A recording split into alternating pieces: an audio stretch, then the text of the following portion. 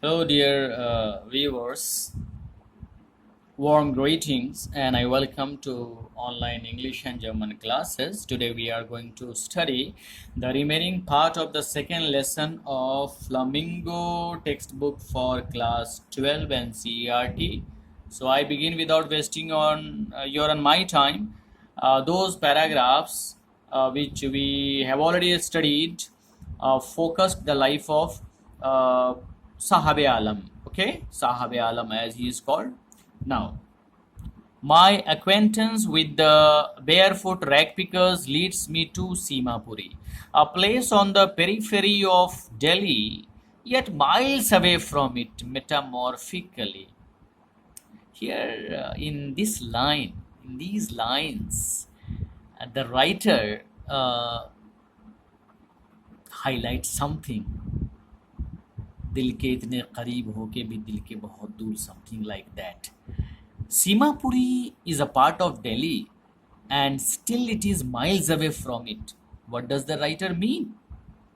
Literally, it's not miles away from Delhi. It is the part of Delhi. It is in the heart of Delhi. But miles away in what sense? Being a part of Delhi, see the irony. It is deprived of the basic facilities of drainage, sewage, running water, pakka house, medical facilities.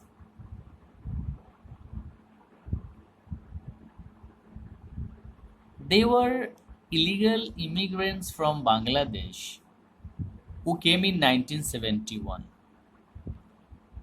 There were some 10,000 rag pickers living there, okay? And they have lived there for about 30 years without an identity. No permits, but they got ration cards and their names on voters list and enabled them to buy grain. But voters list doesn't matter anything to them. Food is more important for survival than an identity. Food is more important for survival than an identity for these rag pickers. One of them says, if at the end of the day we can feed our families and go to bed without an aching stomach, millions of people, even in our country, go empty stomach to their bed. So we have that class of society as well. I'm not talking of lockdown period. Usually, there are some people who are not able to find poor whom to help. Irony. We would rather live here than in the fields that gave us no grain, say a group of women in tattered saris when I asked them why they left their beautiful land of green fields and rivers. Dear readers, Bangladesh is a beautiful country. It is known for green fields and rivers. There is a proverb in Hindi, no, man changa to kathoti mein ganga, something like that. When your stomach is full, then you become a religious person, you become a preacher. Okay, religion matters to you. You talk of, okay, so many things. Suppose your stomach is empty and you have not eaten for a couple of days, you forget everything. No faith, no God, no religion, nothing. Food is, whoever gives you the food becomes your God. That is the reality of life, dear. Reality of life. Yes. So when the author Anish Jung asks the refugees, the rag pickers, why have you left your beautiful land of fields and rivers?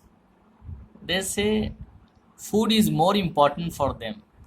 Of course, we tourists happen to go to Kashmir or other places for visiting there.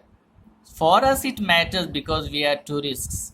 But for the people who are there who help you and earn money to help their families, they live there day and night. For them, beauty doesn't matter. For them, food matters. Okay. So they say that wherever they find food, they go there. They do not have a permanent home. Okay, so they are the real believers in that Vasudev Kutumbakam, the whole world is our family. In fact, God created just one land, world, and then we have created so many national boundaries.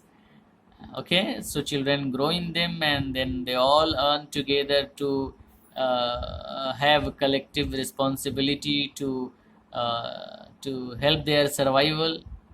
Okay, the writer says garbage to them is gold. What?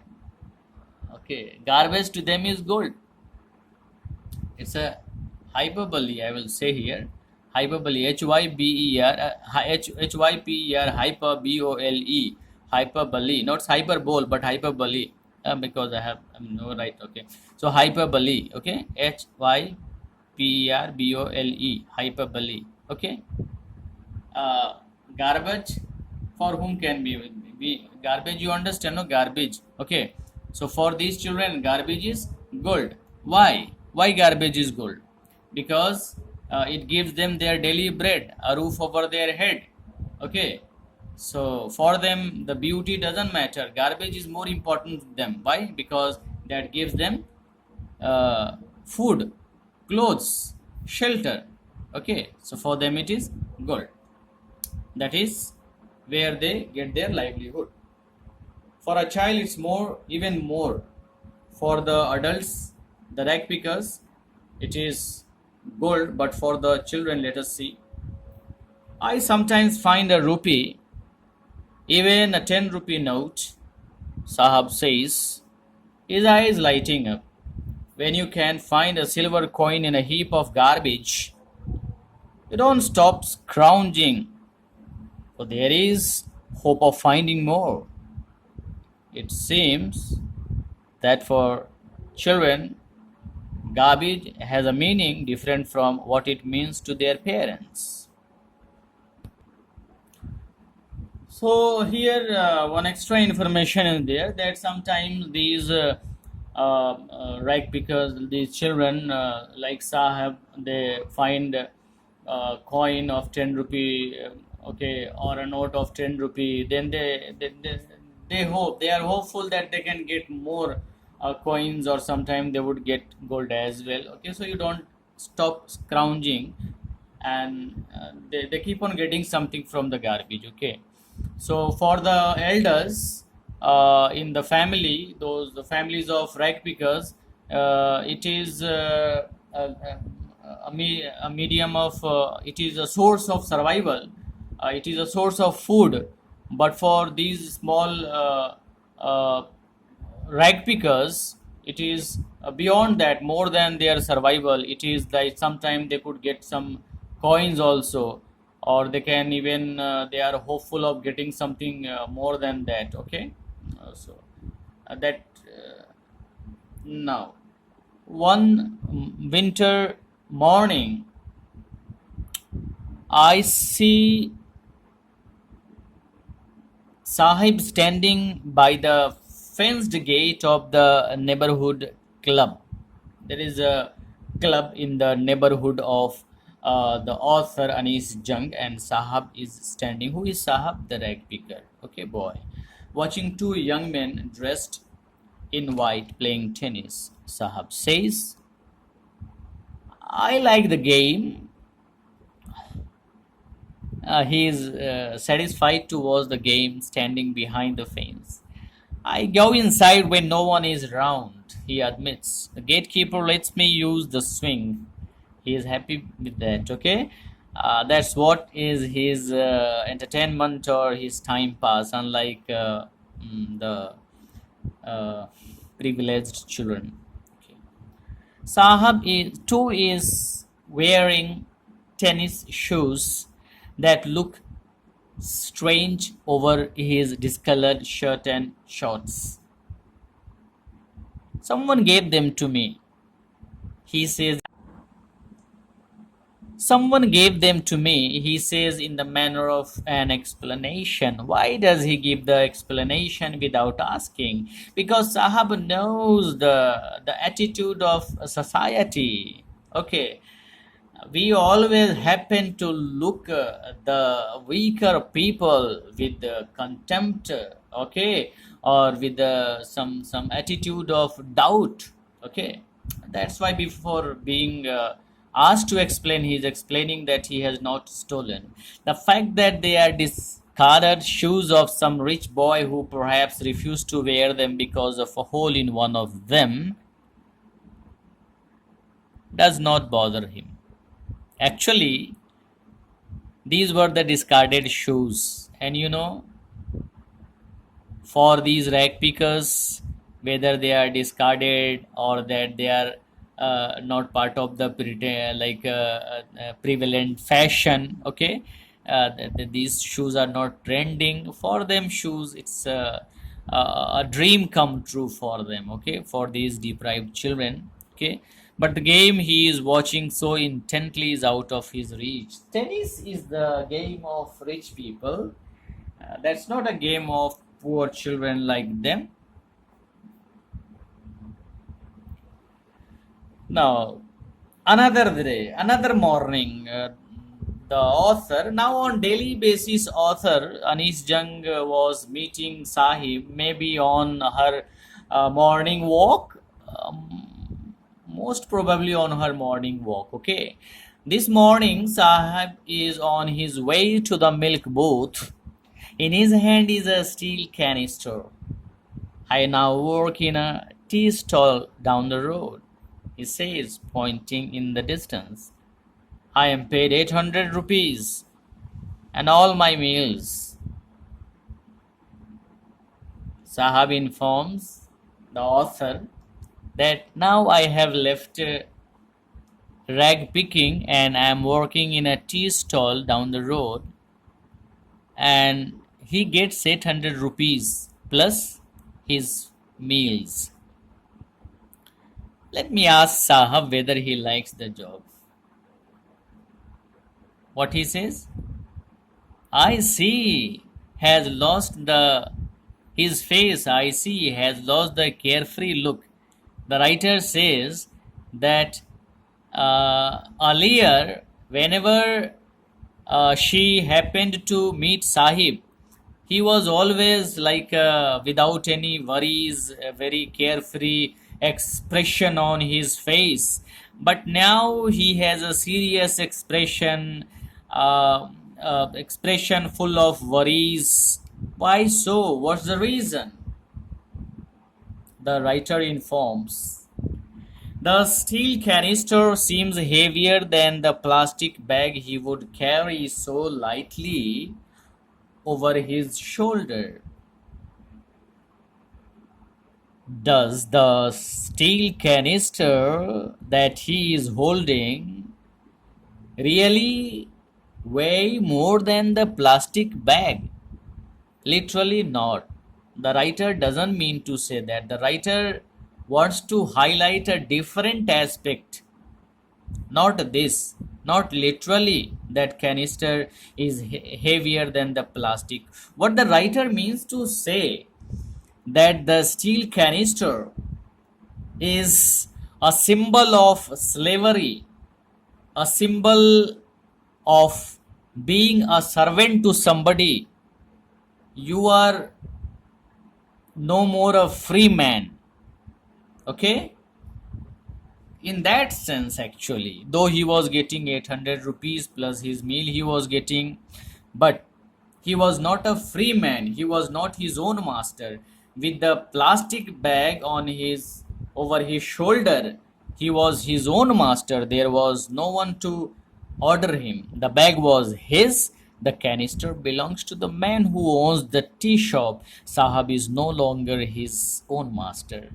Though it is prose, but how poetically the author Anish Jung has written this paragraph particularly. The bag was his, the canister belongs to the man who owns the tea shop.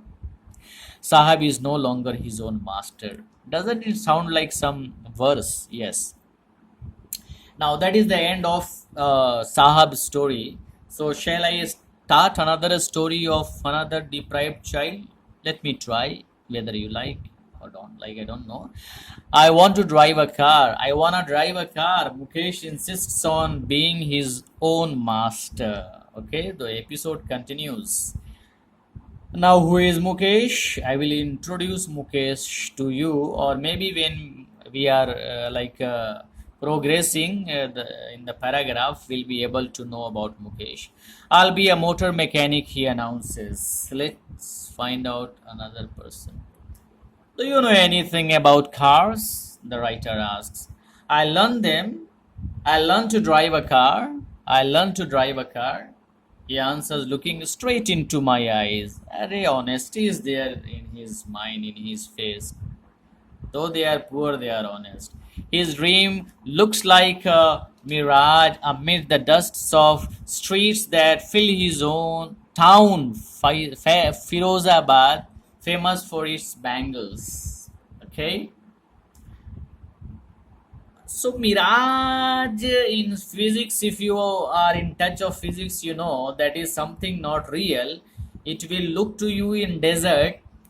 That is a type of illusion. Okay, when at distance you will see that there is presence of water, but when you go near there, you will find that there is no water. So that is an illusion created. The physics teacher can explain to you better than me. Okay, so for it is an illusion. It's a dream that would not come true. It was just an illusion. It was not the real thing. Okay, so here we come to know that Mukesh hails from Firozabad, and Firozabad is famous for bangles, different kinds of bangles. Okay, there are many songs in movies also about bangles. Okay, importance of bangles, you know, bangles so auspicious, the symbol of for the women, it is very okay religious thing. Every other family in Firozabad is engaged in making bangles. Did you know this? It is the center of India's glass blowing industry, where families have spent generations working around furnaces, welding glass, making bangles for all the women in the land, it seems. Bangles. Sarojini Naidu has written poems about bangles, the importance of bangles in Indian society. Okay, it is considered very auspicious. When it breaks, some inauspicious thing happens. Families are engaged. Now let us discuss about the plight of these families engaged in bangle making. Mukesh's family is among them. None of them know that it is illegal for children like him to work in the glass furnaces with high temperatures in dingy cells without air and light, that the law, if enforced, could get him and all those 20,000 children out of the hot furnaces where they slogged their daylight hours, often losing the brightness of their eyes.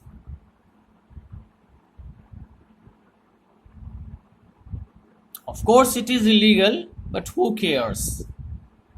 Aren't police involved? Yes, they are.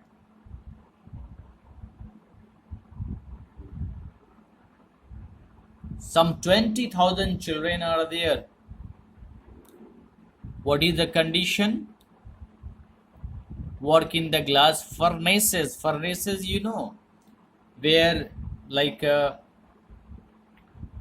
melt they melt material to make that. Okay, fireplace there it is, you know, furnaces are there for melting metals and other materials with very high temperature, you know, different materials have different melting points, so accordingly. And how are the conditions where they are living? That is dingy cells without air and light. No air, no light, no windows. Okay, they slog their daylight hours. What do they do? They slog their, dear viewers, so they slog their daylight hours. What does slog? The writer has written slog their daylight hours. So here slogging. Slogging is that when you work for very very long hours. So that is slogging. The work is generally hard and boring, difficult work. Okay, so they slog there. They work more than other people. Okay, in other places they work. Slog their daylight hours, the whole day, from sunrise to sunset. They work there, the daylight hours. They never see the sunlight. They never see. They remain in the dingy cell. Dingy is very dirty, without very dirty and dark, often losing their brightness, the losing the brightness of their eyes. They lose the brightness of their eyes. They become blind. Thousands of families. Mukesh's eyes beam as he volunteers to take me home.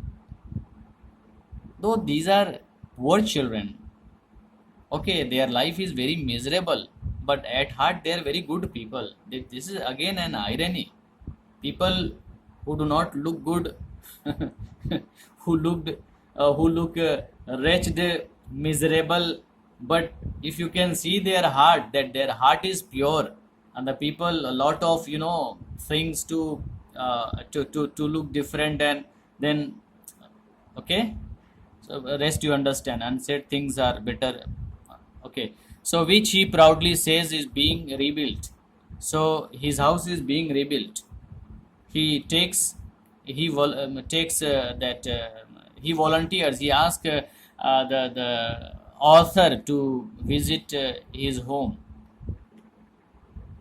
We Okay, the author uh, becomes ready, and she is ready to visit his home. Okay, we walk down stinking lanes choked with garbage past homes that remain hovels in crumbling walls, wobbly doors, no windows, crowded with families of humans and animals of coexisting in a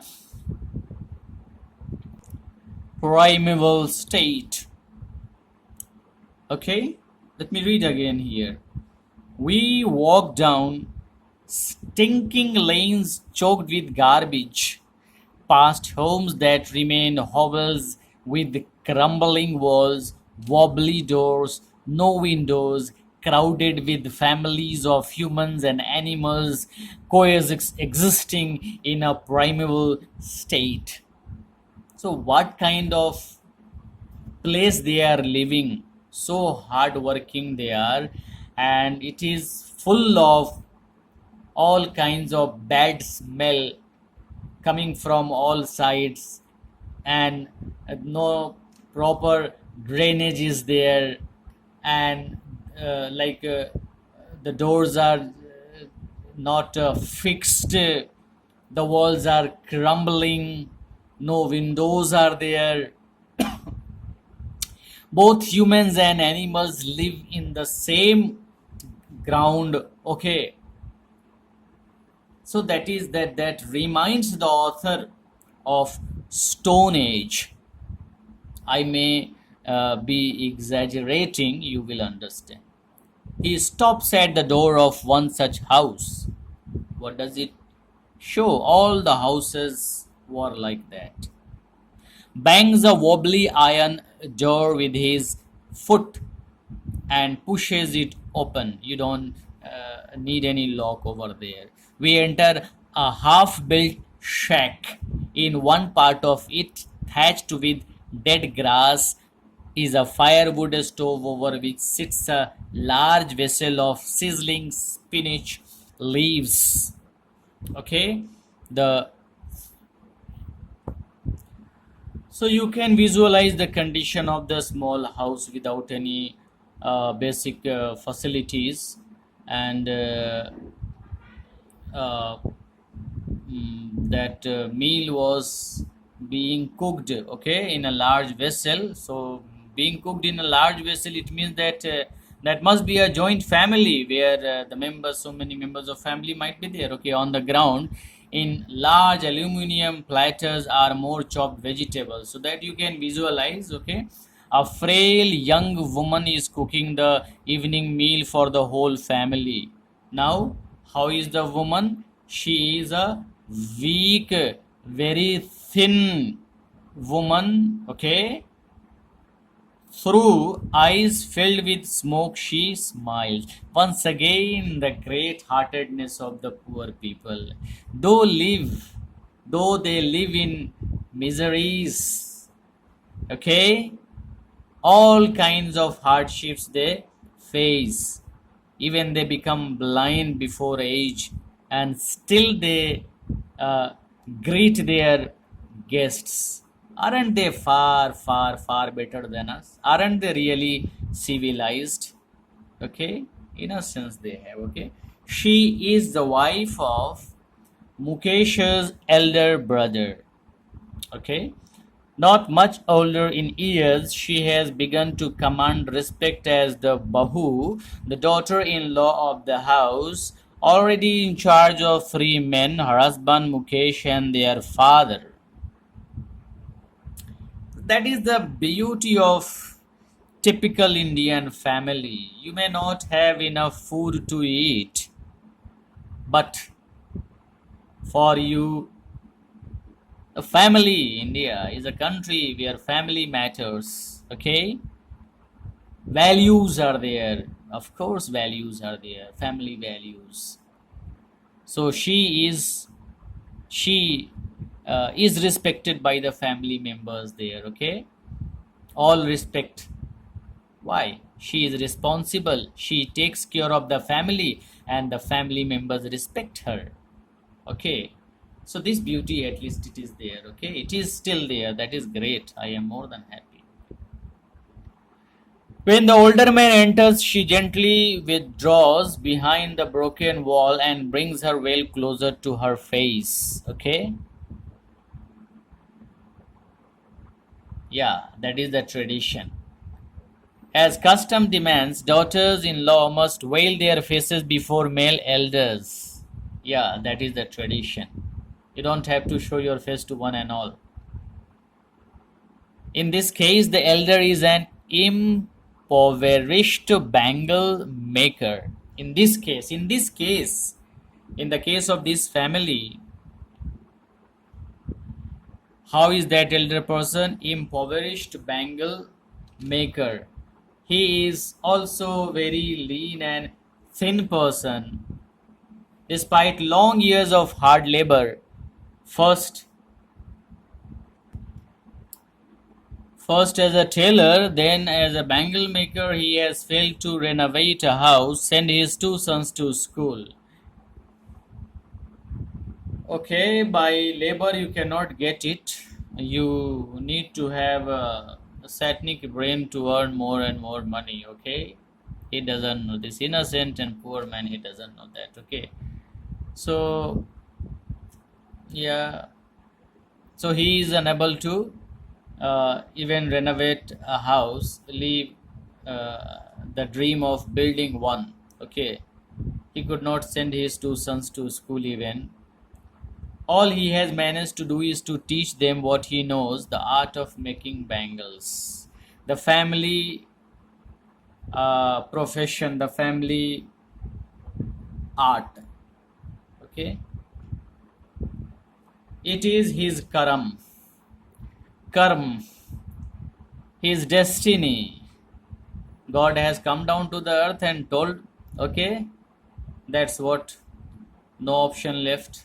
Says Mukesh's grandmother, who has watched her own husband go blind with the dust from polishing the glass of bangles. See what kind of people are they? they never complain, becoming blind, but they never complain. Can a God given lineage ever be broken? They strongly believe that this family profession is their destiny. They are destined to be blind before their age. And it is the profession, it is the work that God Himself has decided for them. Now I cannot say anything, I cannot comment on the thinking of this grandmother. Okay, it is for the society to decide, and it rarely decides in such matters.